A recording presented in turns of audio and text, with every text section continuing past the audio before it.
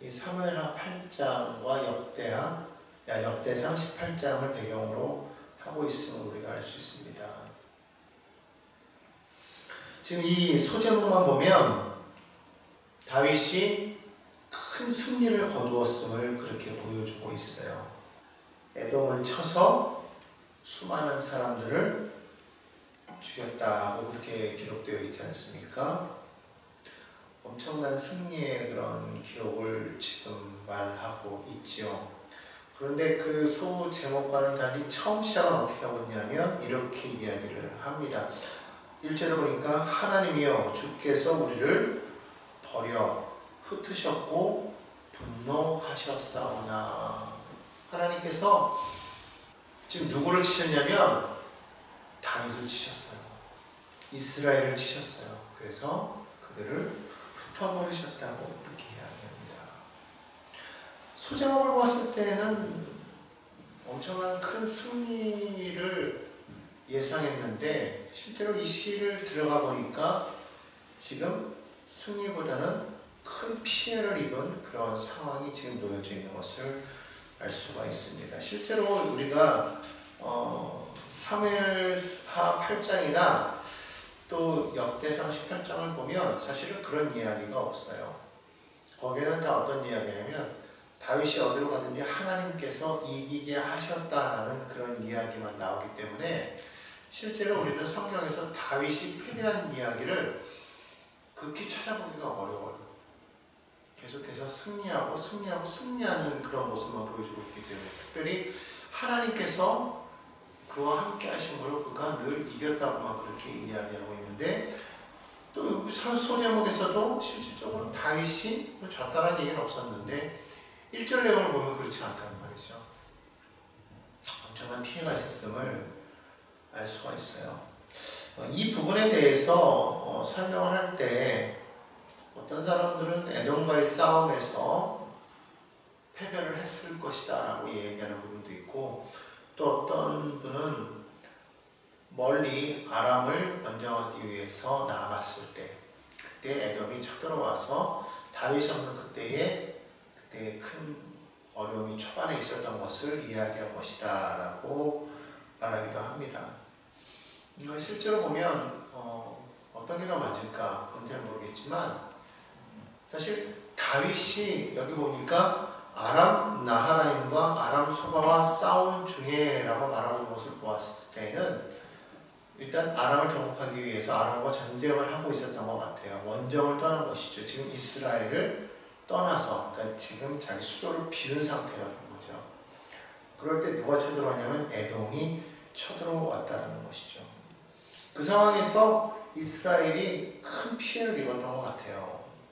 그러니까 초반에는 지금 그런 공백 상태 속에서 이스라엘이 큰 패배를 당한 것을 지금 다윗이 그 이야기를 들었어요. 그 상황 속에서 다윗이 하나님 앞에 지금 부르짖어 기도한 장면이 바로 1절이 아닐까 그렇게 생각됩니다. 하나님이여 주께서 우리를 버려 흩으셨다. 분노하셨다. 오늘 이 이야기를 통해서 보면 지금 하나님께서 우리 흩으신 건 누구냐면 에돔이 아니에요. 흩으신 건 누구예요? 하나님이 우리를 흩으셨다고 지금 그렇게 말을 하고 있는 거예요. 하나님이 우리를 버리셨다. 하나님이 우리를 흩으셨다. 지금 그렇게 이야기를 하고 있습니다. 결국 이 말에서 뭐가 느껴져요? 하나님이 그냥 사람들을 버리십니까? 흩으십니까? 우리가 그렇게 이야기할 때는 대체로 무엇이 있기 때문에 그렇다고 생각하는 거예요? 우리가 죄를 범하였기 때문에 하나님께서 이렇게 행하시는 거야 라고 생각할 거 아니겠습니까? 다윗이 지금 이야기한 것은 지금 무엇인지는 모르지만 하나님이 보실 때에 우리가 정말 죄악 가운데 처해 있구나라는 것을 아마 다윗은 느꼈던 것 같아요. 그렇기 때문에 하나님께서 우리를 버리시고 흩으셨다. 우리에게 분노하셨다라고 그렇게 이야기하는 것이죠. 그런 상황 속에서 다윗이 지금 하나님 앞에 호소하는 장면이에요. 그런데 하나님 지금은 우리를 어떻게 해달라는 우리를 회복시켜 주십시오 라고 그렇게 말합니다. 처음에 무엇 때문인지 모르지만 지금 어마어마한 지금 피해를 입었어요. 큰 실패를 지금 경험을 했습니다. 패배를 경험을 했던 거예요. 성경에는 기록되어 있지 않은 그런 큰 아픔을 지금 다윗이 겪었다라는 것입니다. 그런 상황 속에서 다윗은 곧바로 하나님 앞에 무릎을 꿇는 것이죠. 하나님 앞에 자신의 죄를 회개하고 그리고 하나님께서 우리를 회복시키시기를 구하고 있다는 거예요. 이게 다윗이 늘 언제나 이길 수밖에 없었던 그런 하나의 비결이 아닌가 그렇게 생각이 되어집니다. 이제 여기 성경에 보니까 요압이 돌아와 에돔을 물리쳤다라고 그렇게 이야기를 하고 있어요. 실제로 역대기에 보면 거기서는 수르야의 아들 아비새가 이 일을 행한 것으로 나오는데 어찌됐든 중요한 것은 무엇이냐면 누가 행했든지 에돔을 물리쳤다라는 거예요. 사무엘서에서는 그것을 누가 했다고 말하고 있냐면 다윗이 행하였다라고 말합니다. 그러니까 기록이 다 다르기 때문에 우리는 그럴까요? 과연 다윗이 한 거냐, 요압이 한 거냐, 아비새가 한 거냐, 과연 누가 한 거냐. 그런데 이거를 따지기에 앞서서 오늘 우리가 읽었던 11절 말씀은 뭐였어요? 우리를 도와 대적을 치게 하소서 말하면서 다윗이 한 말은 뭐예요? 사람의 구원은 헛됨이니라 이렇게 말하고 있잖아요. 결국에는 이 모든 일의 주관자는 누가 되시냐? 이 모든 일을 이루신 것은 누가 이루셨느냐? 다윗은 하나님이 하셨다 이렇게 얘기하는 거예요. 다윗 자기도 마찬가지지만 요압도 아비새도 사실은 하나님이 행하는 데 있어서의 하나의 도구일 뿐이다라고 지금 그렇게 고백을 하고 있다는 것입니다. 그러니까 진짜 구원은 누가 이루었다라는 거예요? 하나님께서 이루셨다. 오늘 다윗은 이것을 고백하고 있다는 겁니다. 사람이 행한 게 아니라 하나님이 행하신 것이다.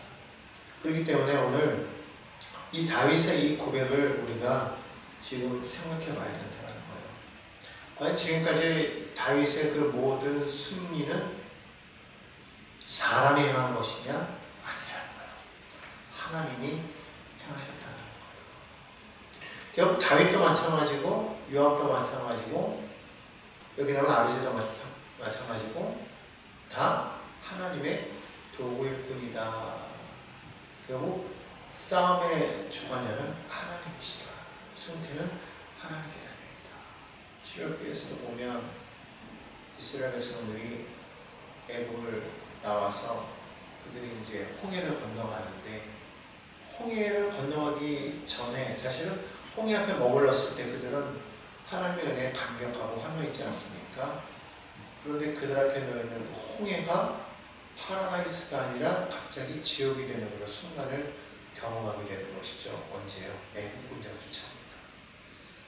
순간적으로 그들은 그들 앞에 놓여있는 그 바다를 보면서 감격하고 감동하고 있을 때에 애국 군대가 쫓아오는 것을 알게 되는 그 순간에 그것이 그들 앞에 큰 장애물로 바뀌게 되는 그럴 때 그들이 하나님 앞에 기도하였을 때 하나님께서 그때 뭐라고 말씀하시냐면 오늘 너희는 가만히 있어 너희를 위하여 싸우는 것을 내가 너희를 위하여 행하는 그 싸움 내가 너희를 위하여 싸우는 것을 보라 그것을 말씀하고 있는 것입니다.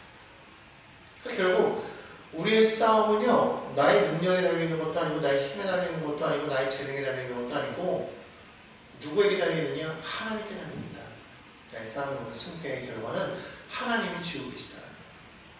하나님이 나를 대신해서 싸워주시겠다고 말씀하십니다. 오늘 성경에서 다윗은 그것을 알고 있었어요. 행하면 내가 행하지만 그러나 그 싸움의 모든 결과는 결국 하나님의 손에 달려있음을 다윗은 고백하고 있다는 겁니다. 결국 그로 인해서 다윗은 큰 승리를 거두었어요. 자신이 그 자리에 없어서 크게 그가 실패를 한번 경험했지만 그러나 결국 그 실패 속에서도 결국은 궁극적으로 큰 승리를 거두었더라. 자 그러면 이 시편을 보면서 우리는 무엇을 생각해야 되냐면 다윗은요 정말 전쟁에 능한 사람 아닙니까? 어릴 때부터 계속해서 전쟁터에서 그렇게 오랫동안 살았고 골리앗을 물리쳤고 블레셋과의 많은 전쟁을 이루었고 가는 곳곳마다 싸움을 통해서 많은 그러한 승리를 거두었던 그러니까 전쟁을 많이 행했던 그러한 왕이었습니다. 전사였죠. 그런데 사실 그런 그 전쟁의 과정 속에서 다윗에게 어려움이 없었는가? 다윗에게 실패가 없었는가? 패배가 과연 없었을까? 성경은 계속해서 그 다윗이 가는 곳곳마다 하나님이 이기게 하시다는 말만 하고 있지만 실질적으로 과연 현실 속에서 다윗에게 한 번도 패배, 한 번도 실패가 없었을까? 오늘 시편을 보면서 우리는 아니었다라는 것을 느끼게 됐다는 것이죠. 실제로 역사 속에서는 그 승리한 그 결과만을 그렇게 계속해서 기록하는 거 아니겠습니까? 어떤 목적이 있어서 그것을 기록하는 거잖아요. 그러다 보니까 실패하고 패배하는 것은 결코 기록하지 않고 있는데, 그러나 다윗의 개인적인 이런 그 하나의 기록을 통해서 우리가 볼 수 있는 것은 뭐냐면, 믿음의 사람에게도 이러한 시련이 있구나. 때로는 이런 실패도 있었구나라는 것이죠. 우리가 어떤 그 위대한 인물들의 그런 기록들을 보면 그 사람들은 마치 아예 처음부터 그렇게 성공을 위해서 태어난 사람들처럼 그렇게 기록되어 있지 않습니까? 그러나 그들의 일생들을 자세히 돌이켜보면 그런 성공이 있기까지 얼마나 많은 실패와 좌절이 있었어요. 마찬가지라는 것이죠. 믿음의 사람들이 행하는 그런 모든 일들 가운데에서도 그러한 실패와 고난과 역경은 누구나가 다 있었다는 것을 이야기하고 있다는 거예요. 믿음의 사람들이 고난을 겪을 때 늘 이 마음에 어려움이 생기는 게 바로 여기 있는 것 같아요. 내가 예수를 믿는데, 예수를 믿고 내가 구원받았는데, 나는 정말 믿음 안에서 살려고 열심히 노력하는데, 때로는 패배가 다가오고 실패가 다가오고 뭐 이런 일이 막 생길 때 그냥 그렇게만 끝나면 모르겠는데 또 주변에서는 그걸 바라보면서 믿는 사람에게 왜 이런 일이 생겨? 뭐 이런 얘기를 막 들을 때, 그럴 때 막 믿음에 막 그런 어떤 그 갈등이 막 생기잖아요. 정말 왜 이러지? 하나님을 믿는데 왜 이런 일이 생길까? 그러면서 이게 조금 좀 심해지면 어때요? 하나님이 정말 계신가? 심지어는 그런 생각까지, 그런 말까지 하는 사람들 주변에서 저는 좀 보았거든요. 여러분은 어떠십니까? 그런 일을 겪을 때 실제로 그런 일을 겪다 보면 왜 하나님 정말 믿음의 사람이 행하는 모든 일 이런 일이 생길까요? 예를 들어서 이제 다윗이 지금 아람을 점령하기 위해서 자기가 피운 사이에 에돔이 쳐들어왔다. 그럴 때 하나님이 지켜주신다고 하지 않았습니까? 하나님 보호해 주셔야 되는데 왜 그때에 그런 큰 어려움을 겪게 하십니까? 라고 우리는 얘기할 수 있단 말이죠. 왜 믿음의 사람에게 이런 그 절망스러운 순간이 다가오니까 고민하면서 자꾸 막 이렇게 흔들린다. 주변에서 그것을 가지고서 뭐라고 자꾸 이렇게 이야기하고 핍박하고 또 비난하고 막 그러면 뭐 거기에 대해서 어떻게 말할 줄 몰라가지고 막 더 낙심하고 심지어는 함께 하나님을 막 욕하고 막 그런단 말이에요. 그럴 때가 있는데, 근데 오늘 여기 성경을 보니까 하나님의 사람도 적지 않은 실패를 경험할 수 있구나 라는 것이죠. 근데 중요한 거는 그런 실패가 그냥 단순히 실패로만 끝나느냐, 그게 아니라는 거예요. 그 실패를 통해서 다윗은 더욱더 무엇을 하게 돼요? 하나님을 신뢰하게 된다는 거예요.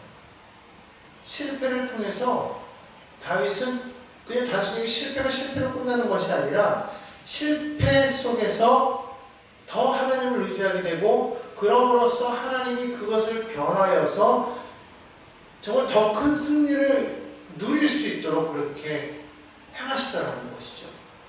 그것을 다윗은 경험했다는 거예요. 그것을 통해서 보면서 하나님은 지금 내 삶에 이런 어려움이 다가왔지만 그러나 그것에 그냥 머물게 하지 않으신다. 우리가 그런 상황 속에서도 하나님을 정말로 의지할 때 하나님께서는 우리의 삶에 놀라운 변화를 주시는 분이시구나라는 것을 깨닫게 된다는 것이죠. 그럴 때 우리는 이런 고백을 할 수 있는 거예요. 하박국 기자의 고백처럼 무화과 나무 잎이 마르고 포도 열매가 없으며 감람나무 열매 끝이고 논밭에 식물이 없어도 우리의 송아지 없어도 난 여호와로 인하여 즐거워하리라. 여러분, 이 하박국의 그 고백이요, 하나하나 자세히 뜯어보면은요 정말 비참해요. 그냥 한 가지가 없는 게 아니에요. 뭐 하나하나 꼬집어보면 다 없어. 이것도 없고 저것도 없고, 그냥 패배의 자리에서 더 큰 패배의 자리로 자꾸 내려가는 그런 모습 같지 않습니까? 일한 것마다 안 돼요. 뭐 무화과를 심었는데 다 말라 삐뚤어지고 포도 열매는 맺어지지도 않고 감람나무도 뭐 수확이 적고 뭐 논밭에 식물도 없어. 얼마나 외양간에 있는데 송아지도 없어. 이런 상황이니 얼마나 진짜 비참하고 낙심하는 상황입니까? 그런데 그의 고백은 뭐예요? 하나님으로 인하여 즐거워한다. 이게 진짜 미친 사람 아닙니까? 그 일반적으로 보면 모든 걸 다 잃어버리고 실성해가지고 막 헤헤거리면서 미친 사람같이 보이지만 미친 게 아니라 정말 하나님 때문에 기뻐할 수밖에 없는, 그 모든 것보다도 더 중요하신 하나님과 내가 함께하고 있음으로 인해서 기뻐할 수 있는 그런 믿음의 고백을 할 수 있다는 것이죠. 이게 어떻게 가능할까? 어쩌면 모든 삶 속에서 늘 실패를 계속 경험하면서 그런 가운데에서도 늘 하나님을, 함께 하시는 하나님을 경험하게 되고, 그런 가운데에서 실패했음에도 불구하고 결코 꺼지지 않는 그 하나님을 경험함으로써, 우리 하나님은 우리가 상하였으나 상한 갈대이지만 꺾지 아니하시고, 마치 그 촛불이 그냥 이제 막 거진이 심지가 다 타서 꺼져갈 것 같지만 그냥 희미해지는데도 불구하고 그걸 그냥 이제 꺼져가니까 이제 끝이라고 그냥 확 꺼버리는 것이 아니라 그걸 더 살리시는 그런 하나님이심을 만나게 되더라는 거예요. 그러면서 그런 가운데에서도 그 절망의 순간 속에서 놀라운 그런 우리가 알지 못하는 그런 길로 인도하시는, 내가 알지 못했던, 내가 알 수 없었던 그런 길을 인도하시는 그 하나님을 보게 하시다. 성경을 보면은요, 다 위기의 순간에 하나님의 역사를 체험했어요. 아까도 말했지만 홍해가 앞을 막고 있고 애국 군대가 쳐들어올 때에 진퇴양난의 순간에 하나님은 홍해길을 여셨다는 거예요. 히스기야처럼 정말 극한 상황, 자기를 이을 후사도 없죠. 병원 들어선지 죽을 때가 다 됐죠. 그런데 아수르는 쳐들어와서 성읍들이 막 점령당하죠. 그런 상황, 정말 최악의 그런 상황 속에서 하나님을 붙잡았을 때 정말 말도 안 되는 그런 일, 하나님이 천사를 보내서 하룻밤 사이에 아수르 18만 5천 명을 싹, 이게 여러분 한번 생각해 보십시오. 진짜 우리가 생각할 수 있었겠습니까? 그런 일을 우리가 계획할 수 있었겠습니까? 알 수도 없고 계획할 수도 없고 생각할 수도 없는 그런 일을 하나님께서 행하시더라는 거예요. 그럼 우리가 이와 같은 실패 속에서 때로는 그것이 우리 죄악 때문에 우리를 그렇게 하실 수도 있어요. 오늘 여기 10절에도 나오잖아요. 하나님이여 주께서 우리를 버리지 아니하셨나이까. 하나님이여 주께서 우리 눈대와 함께 나아가지 아니하시나이다. 얼마나 절망적인 그러한 이야기입니까? 그럼에도 불구하고 그런 상황 속에서 다윗은 하나님 우리를 도와서 대적을 칠 수 있게 그렇게 우리를 도와주십시오. 사람이 구원은 됩니다. 마치 연화라는 고백처럼 싸움의 승패는 사람의 많고 적음에 달려있지 않다. 하나님이 우리와 함께 하시면 이긴다는 거예요. 아사왕의 고백처럼 강한 자와 약한 자 사이에 주밖에 도리가 없습니다. 그렇게 고백할 때 구스의 그 철면포를 물리친다는 것이죠. 마찬가지인 거예요. 그렇기 때문에 오늘 그러한 상황 속에서 하나님은 무엇을 보시느냐? 그런 절망의 순간 속에서 우리가 좌절하여 낙심하여 넘어져서 그냥 포기하고 그냥 하나님 하고 그냥 아우 알아서 했어요. 난 몰라요. 그냥 그러고만 있는 것을 하나님 원하시는 것이 아니라 그러한 상황 속에서도 하나님 뭐하기 원하시느냐? 12절에 보니까요. 우리가 하나님을 의지하고 용감하게 행하리니 이렇게 말하고 있어요. 모든 게 다 절망인 것 같고 하나님이 나와 함께하지 않는 것 같고 나는 이제 실패한 것 같고 끝장난 것 같고 버림받은 것 같고 하나님이랑 흩어버린 것 같고 그런데도 불구하고 다윗은 뭐라고 해요? 그럼에도 불구하고 우리는 하나님을 의지하고 용감하게 행합니다. 눈에 보이는 거 없어요. 귀에 들리는 거 없어요. 손에 잡히는 거 없어요. 마음으로도 깨달아지지 않은데요. 그런데도 불구하고 하나님을 의지하겠다는 거예요. 하나님을 붙잡겠다는 거예요. 그리고 정말 내가 느껴지지는 않지만 하나님이 나와 함께 하심을 믿고 하나님이 나와 함께 하신다 믿고 용감하게 나아가겠다는 거예요. 왜? 하나님은 우리의 대적을 밟으실 분이다. 여기서 이 고백은 뭐냐면 하나님께서 우리의 모든 대적을 밟으실 수 있는 분인데 그 하나님은 우리가 그냥 가만히 앉아서 손 놓고 그냥 감 떨어질 때까지 기다리는 그것을 바라는 것이 아니라 믿음이 내가 느껴지지 않는다고 할지라도 그 말씀 의지해서 나아가면 그때 하나님께서 기적을 이루시겠다는 거예요. 믿음으로 나아가면 마치 밤새도록 낚시를 하다가 고기 한 마리도 못 잡고 그냥 기운이 쭉 빠져서 빈털터리로 그냥 빈손으로 가려고 했던 그 베드로 앞에 예수님께서 나타나셔서 말씀을 전하시고 난 이후에 뭐라고 말씀하시냐면 깊은 곳으로 가서 그물을 던져라. 그때 베드로가 참 이상한 사람이네. 내가 지금까지 밤새도록 내가 그물을 던졌는데 한 마리도 고기를 잡지 못했는데 당신 뭘 한다고 그딴 소리 안 했고 지금은 그걸 던져봤자 소용이 없다. 이렇게 말할 수 있잖아요. 그런데 뭐라고 말해요?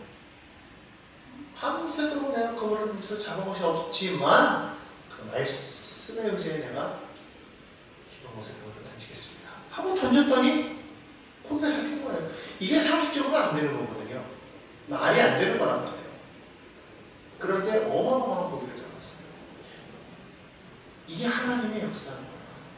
우리가 생각하지 못하는 그런 놀라운 역사가 바로 그때 일어나게 되더라는 것이죠. 그때 에돔과의 승리에서 엄청난 그러한 승리를 거두게 됩니다. 오늘 여기 성경 보니까 12,000명을 죽였다고 말하잖아요. 사무엘서나 역대기에서는 뭐라고 말하냐면 22,000명을 죽였다고 얘기하고 있거든요. 뭐 10,000명이면 12,000명인데 22,000명은 그게 중요한 게 아니라 중요한 건 뭐냐면 대성을 거둔다는 거예요. 정말 말도 안 되는 그런 상황 속에서 엄청난 승리를 거두게 되었다는 마치 무엇이에요? 우리가 이 고백을 질그릇에 가졌나요? 이는 능력이 신이 큰 것이 하나님께 있고 우리에게 있지 않다. 이 말이잖아요. 우리는 질그릇이 뭐가 능력이 있어요? 아무것도 아니라고. 그런데 내 안에 있는 그 하나님에게 어마어마한 능력이 있어서 우리가 사방으로 쌓임을 나가서 쌓이지 않아. 답답한 일 당하면 낙심하죠. 핍박을 받아도 버림받죠. 거꾸로 틀면 망하지 않겠다고 성경은 말씀하고 있다. 그러니까 우리 여러분들이요, 하나님을 믿는 사랑하는 백성, 사랑하는 성도 여러분, 지금 어떤 어려움과 절망의 순간에 처해 있습니까? 낙심이 되죠. 절망이 되죠. 하나님 나를 버린 것 같아요. 나를 흩으시는 것 같아요. 근데 그때 그럼에도 불구하고 하나님만 바라겠습니다. 사람을 내가 의지하지 않겠습니다. 주변에 나를 도울 사람이 있었습니다. 뭐 요압도 있고 아비새도 있듯이 뭐 있지만 그들은 그냥 하나님이 쓰시는 도구일 뿐이에요. 내가 그들이 나를 도왔다고 내가 그들을 의지하는 게 아니라 그들을 보내신 것 또한 하나님이신 거예요. 그러니까 우리는 그것을 바라보는 게 아니라 그 위에 계시는 그 하나님을 바라보고 하나님 믿습니다 하고 믿음으로 전진해 나아가야 될 줄로 믿습니다.